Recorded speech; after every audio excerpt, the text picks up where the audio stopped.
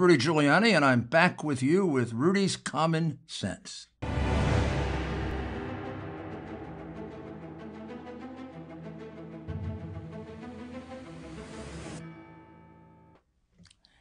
Here's an outline of the evidence, and that the statements that this is wild charges without evidence, and this is unfortunately, a piece of propaganda that even mainstream media has picked up on, obviously, and even some of the more conservative reporters have picked up on it, partially because they're not doing the hard work of reading the complaints. We try to read it to them, but they don't seem to pay attention. When we held a press conference, I deliberately read from several of the affidavits so that they would realize this is not our words, it's theirs.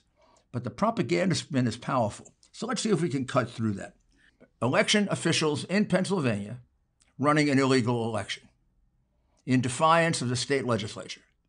Now, first, you should understand, both for the factual recitation and the legal theory, that elections for president are run by state legislature. Now, that sounds strange, but that's the way it is. So these federal regulations, these federal elections, although they're federal in nature, are directed by the state legislature. So let's go back to the Electors Clause, because that governs a federal election. The legislature sets the rules. The election commissions have to follow the rules. The election commissions have no right to change the rules. Can they make small decisions about timing or number of machines in a particular voting place? Or sure. But can they make big decisions like how to count the vote or what security is necessary? No. They have to follow the letter of the law from the state precisely. And that becomes both a violation of state law and a violation of the Constitution, because remember, it says in the Constitution that the legislature shall determine the rules and the conduct of both elections for Congress, and particularly for the presidency. So in Pennsylvania, the rule is that when you have an absentee ballot, both sides must be present in order to inspect that ballot. In the case of Pennsylvania, 682,770 ballots were entered secretly, without examination, certainly by a Republican and possibly even by a Democrat. That violates both the law of the state of Pennsylvania and it violates the Constitution of the United States, because the Supreme Court of Pennsylvania, they decided that present doesn't mean that you have to get to see the ballot. Present means that you only have to be present in the room, which of course is absurd if you do exclude Republicans en masse for 682,770 ballots. Why are you doing it? Why are you doing it? Why are you doing it? Obviously, if the ballots were pristine and there was nothing wrong with them, you'd let the Republicans look, because why have this issue? Why allow this issue to be raised? Mass infusion of absentee ballots to make up for the extraordinary lead that Donald Trump had when the polls closed and the counting stopped on the evening of the 3rd and going into the morning of the 4th. He had an 800,000 lead with 64% of the vote to go. Almost impossible to catch up unless you stuff the ballot box, which is exactly what they did. They're also in Pennsylvania, in violation of the rules of the legislature. People were allowed to cure their ballots. If they put in an early ballot and they left off their name, or they got their address wrong, or they failed to give their address, they were allowed in the Democrat part of the states to go get it back, but in the Trump parts of the state, they were not. There's no rule in Pennsylvania that allows anyone to cure a ballot. That's made up by an elector who had no right to make it up, is not the constitutional authority to do that, and secondly, did it in a way to discriminate against Republican voters. All of it leads to the result that when you deduct the illegal votes from the legal votes, Trump leads by a very, very substantial margin, probably 300,000 votes. So that case has been filed. Those facts have been out.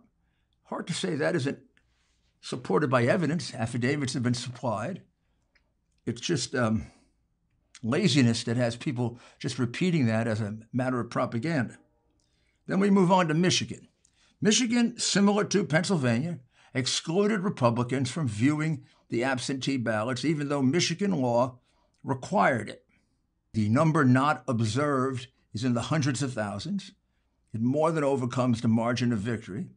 There was a more dramatic incident in Michigan, which is testified to by 3 witnesses, all in the affidavits, never read by the press, never read by the press, never read by the press, never read by the press, in order to give the impression that the case has no evidence. Well, here's the evidence. 3 witnesses at 4:30 in the morning saw 100,000 ballots come in the back door. They came in garbage cans, cardboard boxes, and they came in shopping bags. They didn't appear to be official ballots. They were put on a table. The lowest number estimated as 60,000, the largest number is 100,000. And they were counted very, very rapidly without even looking at the name on the ballot.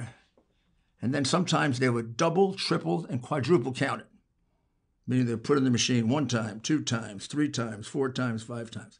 And then they were dumped into a pile. And this is very, very similar to activity that occurred in other places at approximately the same time. It was done because a halt had been called to the counting because Trump was getting too far ahead. Trump was getting too far ahead. Trump was getting too far ahead. Catch-up ballots had to be put in. Of course, once again, this is an election being carried out in violation of state law, in violation of the Constitution, because state law determines the constitutional rules here. The legislature does. And also in Michigan, we have a key witness, a Democratic employee of the city of Detroit for over 30 years, who testifies that she was given over to election duty in September. From the very beginning, she was taught how to cheat. She was told to cheat. She was told not to look at signatures, not to ask for driver's licenses, not to ask for any form of identification, not to inquire about citizenship. When a person wasn't registered, she was told to find someone to register that person to. She was told, in other words, to engage in every manner of cheating you can engage in order to maximize a Democratic vote in that part of the city, even to the extent of her colleagues going over to voting machines for that early voting, to showing people how to vote Democrat. And for those who only voted for Biden, to try to get them to vote for the rest of the ticket. She herself did that on several occasions. And then, when time came for her to work on counting the ballots, she corroborates the testimony of many, many others that people were not able to see just about a single ballot, and they were all entered in secret in Michigan. In Wisconsin, there's a similar violation of law. The applications for the mail-in ballots, absentee ballots, many, many are missing. The law in Wisconsin, again, set by the legislature, very, very strict. It requires that there be an application for every absentee or mail-in ballot, and if there is none, the vote doesn't count. We are undergoing that inquiry right now, and we'll determine what the number is.